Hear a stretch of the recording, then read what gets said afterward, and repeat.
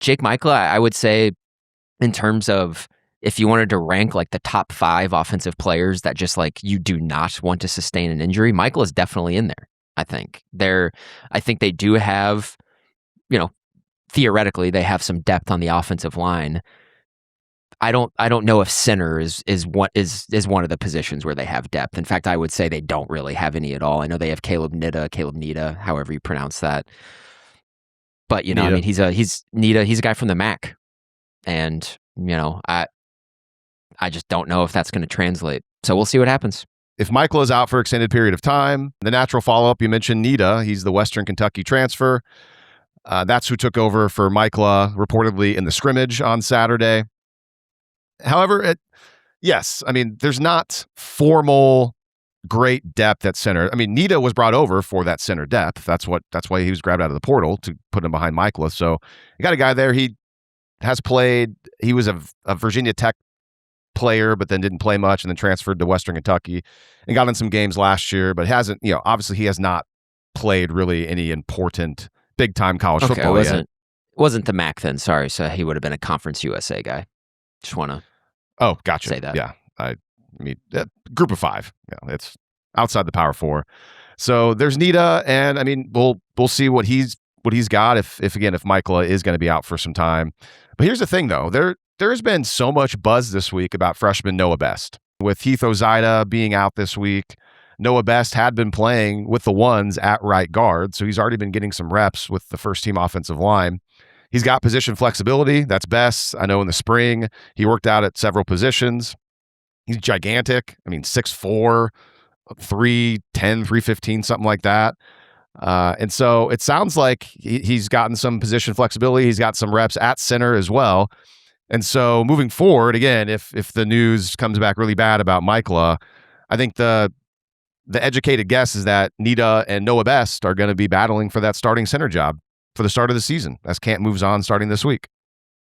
And I think you have to assume that Nida, has the inside track to that just because he's played the position, started playing, played multiple games at the FBS level. So you would, I mean, it's going to be Nida in all likelihood. But yeah, the Noah Best hype has just kind of has been shot out of a cannon this week, and by a lot of different. So I mean, I know, Gabe Eichert and Teddy Lehman spent, I mean, just like what seems like 20 minutes talking about him on their podcast. I know a lot of the other insider stuff have been referencing the players during availability have really been referencing him. So with Maikkula going down and not knowing the severity of it, it already kind of seemed like Noah Best was going to be like, maybe that 6th or 7th offensive lineman who still, comes in and plays 15, 20 snaps a game. And now I think that likelihood has gone up. Now, in terms of the center position, we'll see. I'm one of those where I think a lot of the time, some people, especially on the interior positions, are just kind of like, just move someone else over. They can handle it. And I think, in a pinch, that's probably right.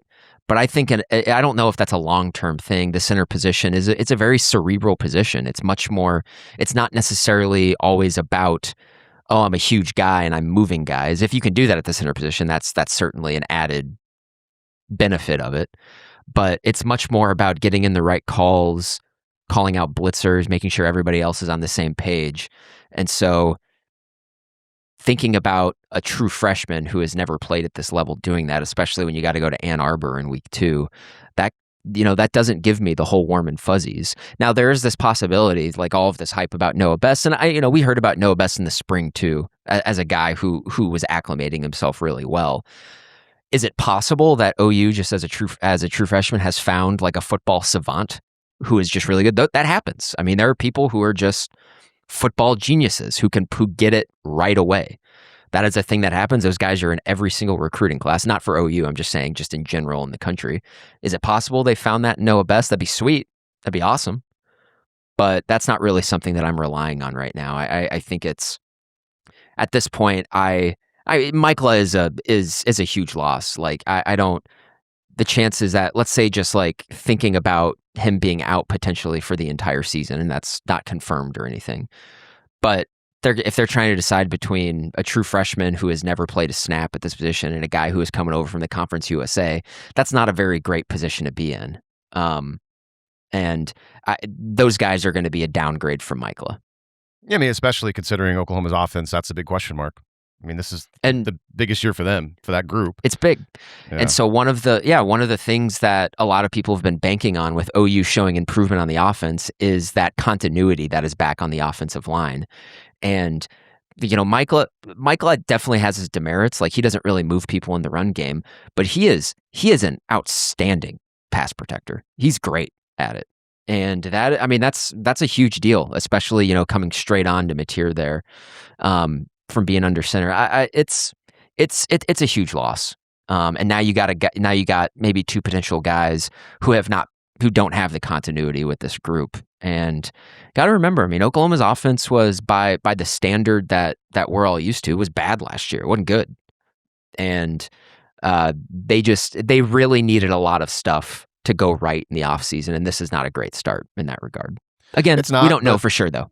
Yeah, who knows? Maybe we'll get some good news, and it's not as bad as it possibly can be. That's obviously what we're all hope for. But, it could be worse, man. Oklahoma couldn't maybe, bring in Nita for the depth at there. Obviously they needed it, and they got it, so that's looking good now. And then just all the Noah Best hype. Imagine if this wasn't happening, if we weren't learning about Noah Best seemingly coming on, and just his size. And you mentioned how center is a cerebral position. Hey, I don't know how much this matters, but Noah Best, he's a freshman. He's just starting college, but he's an accounting major, so he's probably very smart. I'm sure he is very smart. Like, that's the But it's cerebral. Like, you got to have the mental side, but you got to have the physical tools go along with it. And it sounds like Noah Best does right now. If he's winning reps against Jaden Jackson at times in practice, from what we heard this week, that Nigel Smith talked about that happening every once in a while. You love to hear that. No, it sounds like they got a player. It sounds like they got a guy who's going to be really good for him. Granted, that's coming probably at the guard position, not necessarily at center, but if we're talking about center, you're talking about a guy who's never taken a snap at this level, and now you're forcing him into a position that's not his position. Could it become his position? Sure. Yeah. But it's just not an ideal scenario. But no. how much of college football these days is about making do with what you have, especially on the offensive line?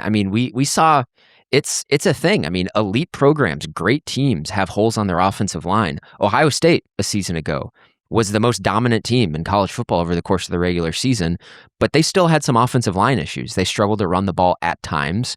And then when they finally go up against teams that have like really good defenses and know what they're doing on the defensive line, Indiana and Miami, the last few games, they couldn't block them because their offensive line had some issues. And so we'll see. And OU, I still think Oklahoma is going to protect the passer really well, even if they have their second or third option at center. But I don't know, getting everybody on the same page, like that run game is, I've always thought it's less about brute force and being able to move guys, and it's more of a dance. It's more of you have to rep this over and over again because the timing has to be right. And switching out the center, 19 days before the first game is not ideal. Could be worse, though. Could have been 3 days before the first game, I suppose.